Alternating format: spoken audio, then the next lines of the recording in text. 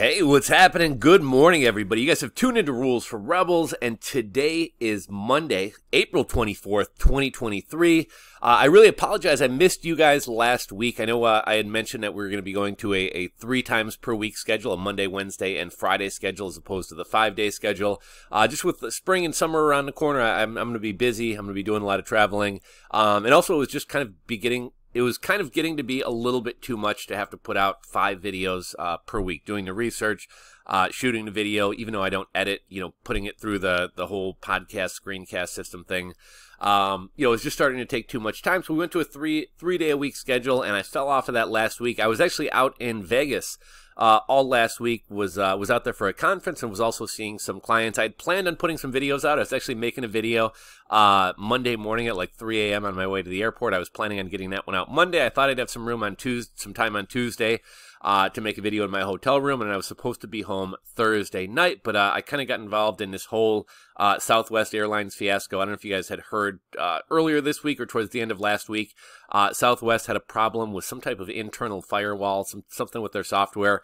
They had to cancel every single Southwest flight in the country. And I guess they were still having problems days later. But I wound up having about 12 flights delayed, 2 flights canceled. I think I was supposed to fly out of Vegas at about 1 on Thursday. And I didn't wind up walking into my house until about 3:30 in the morning. So it was kind of a crazy week last week. I didn't get a chance to get any of these videos out. But I am back, and we should have a Monday, Wednesday, and Friday video this week. I haven't been out to Vegas in years and years and years, so it's kind of hard to compare it. I was kind of trying to gauge, are people out gambling? Is Vegas still crowded? It's been so long since I've been in Vegas, I can't really make any good comparisons. I was also out there Monday through Thursday, whereas I imagine kind of peak time is going to be Thursday, Friday, Saturday, Sunday. It did seem like things were a little bit slower, but there were still plenty of people out at the bars and clubs at night, plenty of people out gambling. Definitely noticed that the homeless problem in Vegas has gotten worse. Had a couple kind of crazy scenarios, which I won't get into here. This is already probably going to be a fairly long video. But that's what wound up happening last week. Honestly, the name of the game today, what most of today's stories are going to be about is layoffs. I do have a couple stories that are not layoff related, but the vast majority of the stories we're going to be talking about are layoffs. We're going to be talking about jobless claims spiking. We're going to be talking about, what layoffs do we have? Whole Foods doing layoffs, Disney doing layoffs, Facebook Meta doing layoffs, CDW doing layoffs, BuzzFeed is going to shut down completely. They're doing layoffs. Clorox doing layoffs, Amazon laying off more employees, ESPN layoffs. We're kind of, we haven't really heard a lot about the McDonald's layoffs that had happened when they sent everybody home and then laid people off. They told everybody stay at home. We know we've been telling you to come back into the office to work, but now it's time to lay you guys off, and we're going to ask you to stay home Monday through Wednesday, so we don't actually have to look you in the eye and lay off. Redfin doing layoffs, David's Bridal laying off 9,000 employees. And to date this year, we have 607 tech companies who have laid off a total of 173,880 employees. And so the amount of layoffs we're seeing are really picking up. And one thing you have to keep in mind is the layoffs that are making the news. These are the big companies. These are the Facebooks, the Metas, the Amazons, the David's Bridals, the ESPNs, the GMs. You're not hearing about the local hospital laying off 300 people. You're not hearing about the local manufacturing plant laying off 400 people. You're not hearing about the small businesses going under. You're not hearing about any of that. So even though it seems like we're seeing a lot, this is only the tip of the iceberg. I do have a couple stories to cover before we get into the layoffs. So there's a big kind of story going on right now. A lot of people are talking about there are new Fannie Mae and Freddie Mac policies under the Biden administration, which are essentially going to punish buyers with high credit scores and large down payments to subsidize people with low to no down payments and bad credit scores. Former housing commissioners as well as bankers are saying this move is unprecedented. And it's, how is that fair that people who have done things right, people who have paid their bills, people who have saved up money for down payments, how is it right that these people are paying for people who didn't pay their bills, who didn't maintain credit scores, people who didn't save for down payments? You know, it just doesn't really seem fair. Basically, what this is going to work out to on a $400,000 home, they're saying it's going to be about $40 per month, which winds up being about $480 per year. Well, you know, over 10 years, that's thousands of dollars.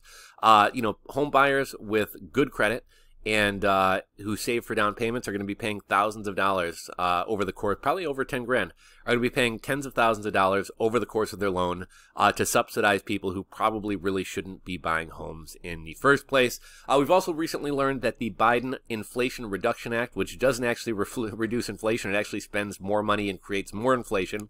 But most of this money is going to be going to big banks and corporations, not small businesses. And most of this money is going to be going to companies who are shedding their American identities and doing business with the CCP, or the Chinese Communist Party. And this is the same act that's going to be hiring over 87,000 IRS agents to go after middle-class Americans. So those are kind of two big stories happening in recent days and recent weeks. If we look at the jobless numbers, jobless claims are spiking at 245,000. And even among people making $200,000 or more, they're up 475%. Now, the media is spinning this and saying that these numbers are historically low. But one thing you have to consider is, you know, we have baby boomers retiring. So those people, you know, if they're out of a job, maybe just, you know, if a baby boomer winds up getting laid off, they're probably just going to retire. They're probably not going to go on unemployment. They're probably not going to seek out another job. We've also talked about how more young people, you know, 18 to 54-year-old males, there's a huge number of younger males sitting out of the workforce. We've talked about NEETs, not in employment or training. Huge number of young people are sitting out of the workforce. So we don't even have those people competing for jobs. And in another category of people not counted into the jobless claims are independent contractors and people who run their own businesses, as well as people who do side hustles. And we know, you know, over 2020 to 2023, you know, over the last decade, we've seen more people starting their own businesses, working in the gig economy, doing side hustles. But especially during the Mexican beer cough from 2020 to 2023, we saw record numbers of people filing for business licenses, starting new businesses. So we have a record number of people who work for themselves or are self-employed, and these people are not being counted into the jobless numbers. We also have record numbers of people working part-time jobs. You know, in over the past few months, we've talked about how you know, when certain numbers drop, unemployment numbers and things like that, we're hearing that we're losing full-time jobs. You know, we lost 1,000 full-time jobs, but we picked up 475,000 part-time jobs. Part-time jobs are part-time. They're low-paying. There's oftentimes, or most of the time, no room for advancement, no room for career advancement. You know, oftentimes the hours and things like that aren't good, so people are having to work multiple part-time jobs. So as we're losing all these full-time jobs, we're picking up part-time jobs, and then if people wind up losing these part-time jobs, we're not going to find out about it because they're not going to be factored into the jobless claim numbers. Let's see, what else do we got? You know, kind of the whole world is kind of descending into chaos, it feels like. Article from Zero Hedge, New York's Democrat mayor says that the migrant crisis has destroyed the city. And he said that the Biden administration has turned its back on New Yorkers. We know about the huge border crisis going on at the border. The mayor of New York says that the illegal immigration crisis has destroyed his city and noted that the Biden administration has done nothing to help deal with the problem that they created. So he's laying this right on Biden's doorstep. Previously, he was yelling at states like Texas and Florida. What was his name? Eric Adams. Previously, he was yelling at states like Texas and Florida for sending immigrants that Biden was allowing to illegally cross the border, sending them up to New York. It's kind of like, you guys support Biden, you voted for Biden, you deal with this problem, it's not our problem to deal with. And he was kind of slamming Texas and Florida. Well, eventually he was caught. He was buying bus tickets and sending the immigrants or the migrants up to Canada, and Canada was yelling at him. So that's kind of funny. Let's see. Eric Adams on Wednesday slammed the Biden administration for leaving New York City high and dry when it came to the influx of illegals. Obviously, it takes a lot of resources and a lot of money to house and kind of care for these illegals. The national government has turned its back on New York City, Adams said during a City Hall press conference. We're here today telling the White House that we have been extremely patient. We've allowed the coordination of agencies to come together to deal with this response. This is in the lap of the President of the United States. So you have a Democratic mayor, a left-leaning mayor of the largest city in the country, slamming Biden for kind of the mess that he's created. Adams also expressed concern over the Biden administration trying to get rid of Title 42, a Trump-era policy that allowed the U.S. To rapidly expel immigrants who have entered into the country illegally, warning that 52,000 asylum seekers could jump to 100,000 if we don't get this under control. In other lawlessness, I saw kind of a crazy video. Somebody on TikTok was showing, here's my CVS in San Francisco. And at first it was certain high-ticket items or high-dollar items were being locked up.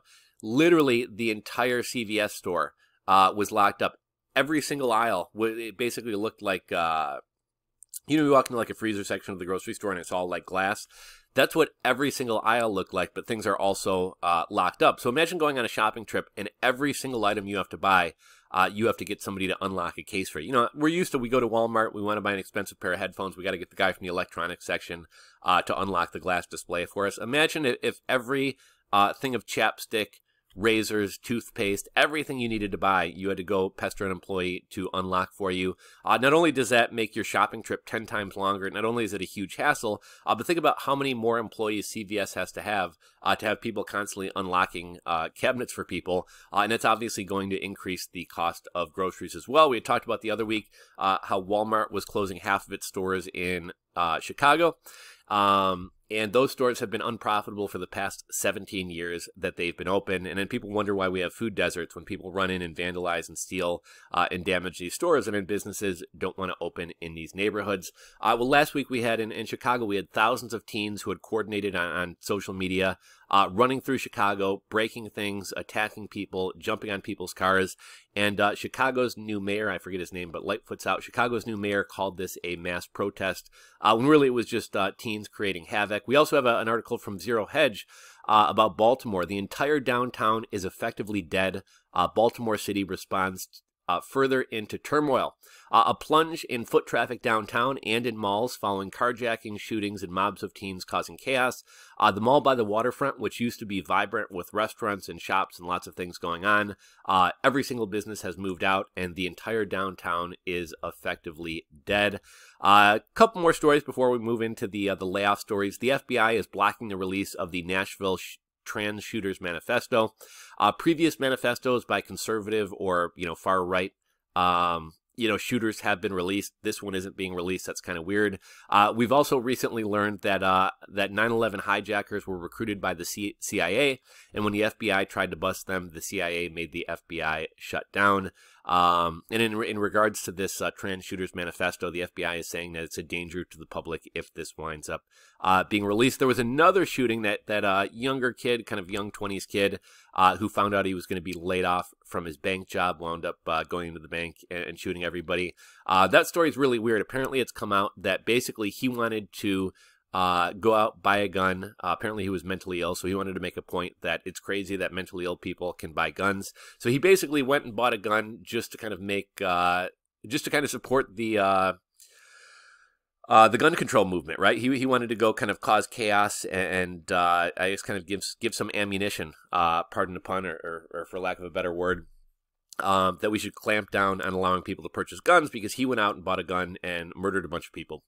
That Bud Light story that we had talked about the other week, the Bud Light marketing executive, I believe she was the VP of marketing, has taken a leave of absence following the disastrous Dylan Mulvaney trans ad campaign.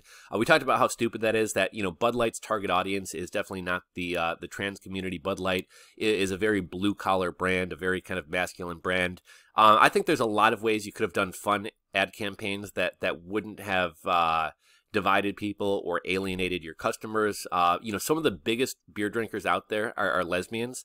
I think you could have done a really funny commercial getting some like butch lesbians, some like blue collar butch lesbians, who are maybe talking about like laying pipe, but they're plumbers, right? Like I think you could have done some funny things. And even going with a trans person like Dylan Mulvaney, I don't think that would have necessarily sunk Bud Light. But rather than just saying we want to be more exclusive as a brand, we want to bring people, more people into drinking Bud Light, rather than saying that, she basically came out and shit on Bud Light's customers and said, Bud Light customers are essentially idiot frat boys with immature sense of humors and kind of closed-minded hillbilly rednecks. We don't want to do business with you guys.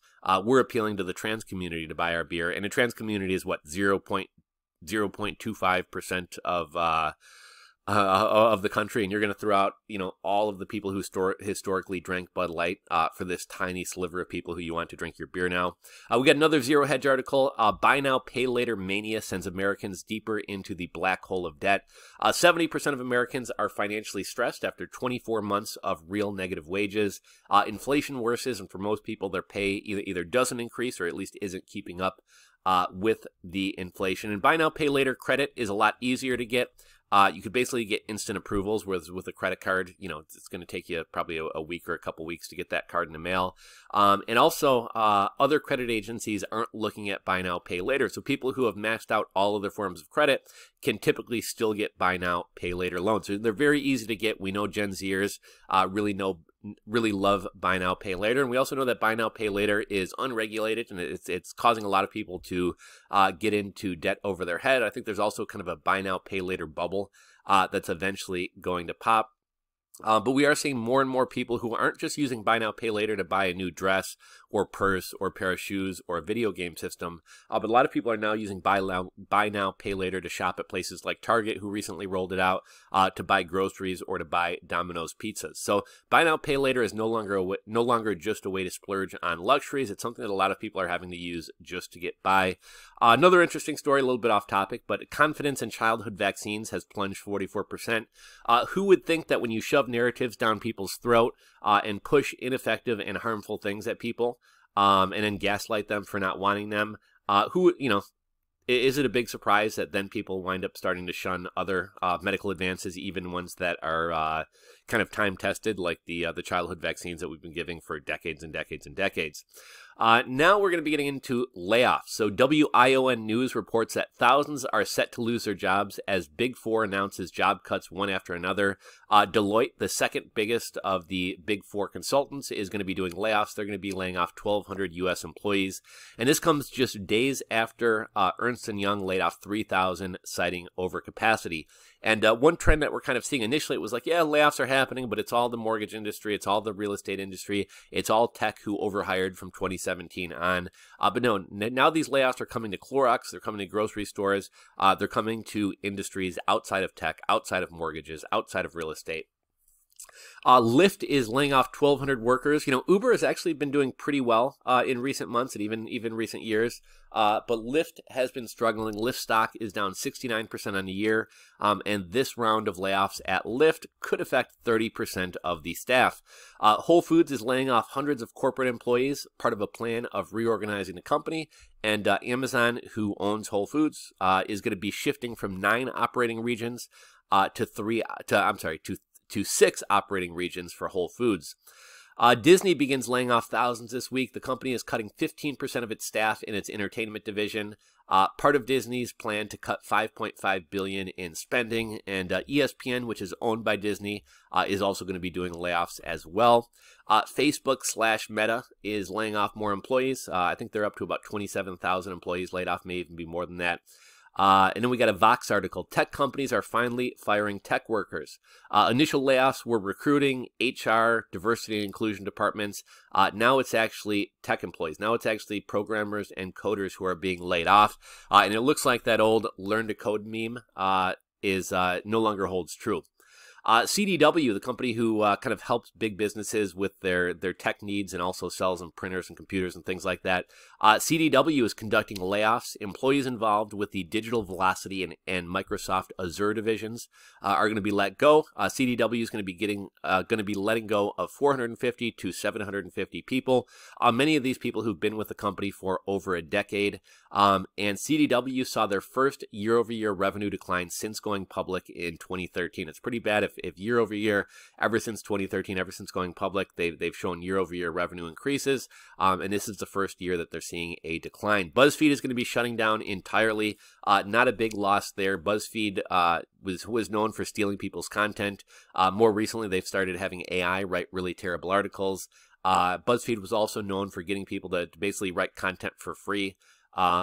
And you know, most of their content was bullshit. It was all clickbait and you know, these 5-thing listicle type articles. BuzzFeed is shutting down. I guess it will still kind of exist as just kind of a branch or a segment of the Huffington Post, but BuzzFeed as a standalone organization is done, and significant layoffs are on the way. Clorox Bleach laying off hundreds of employees in Oakland.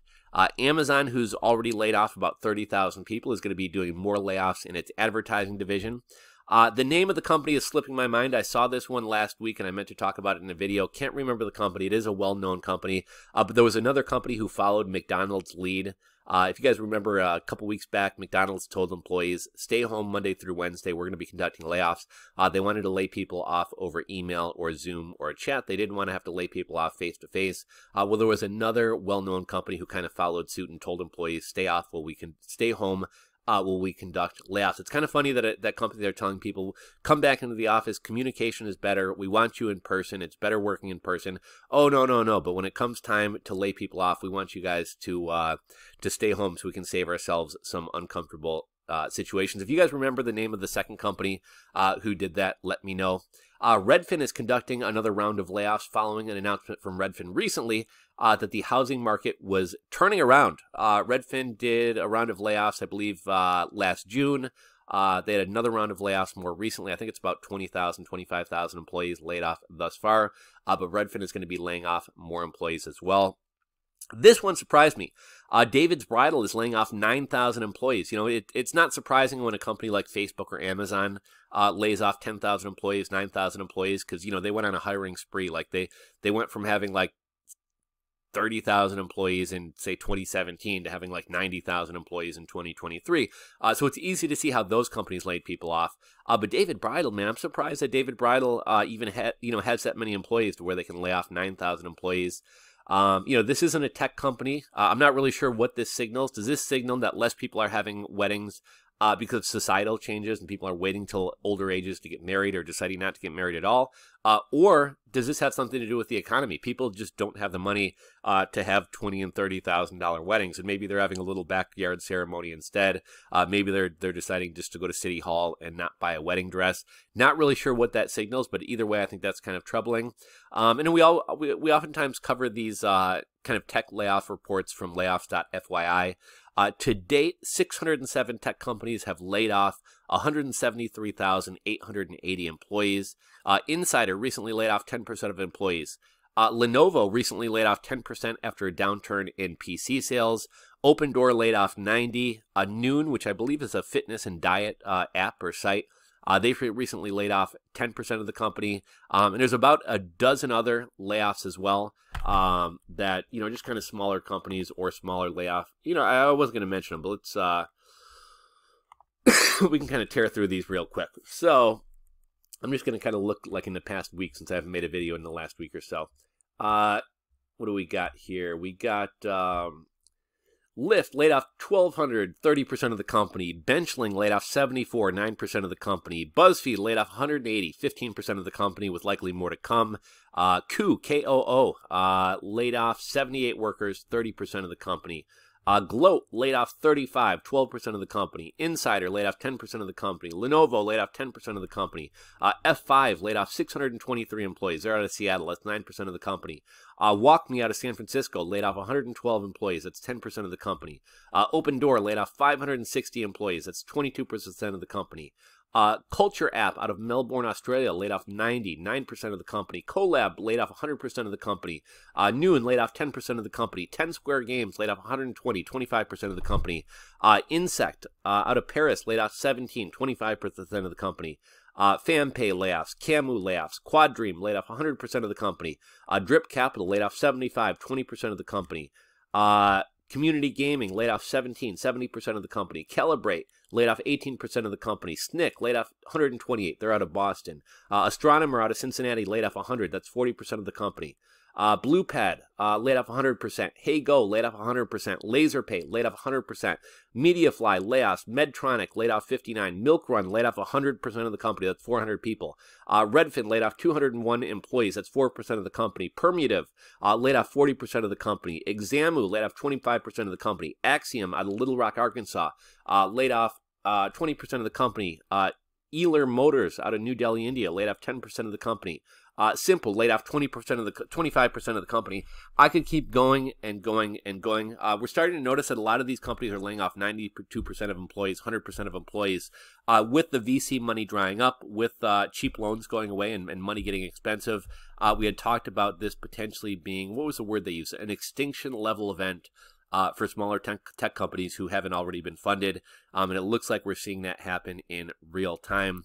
I'm going to kind of wrap things up there. I apologize. I missed you guys last week, but we should be back this week with videos on Monday, Wednesday, and Friday. If you guys have any interesting stories that I missed last week, drop a comment down below or shoot me an email, rulesforrebels@gmail.com.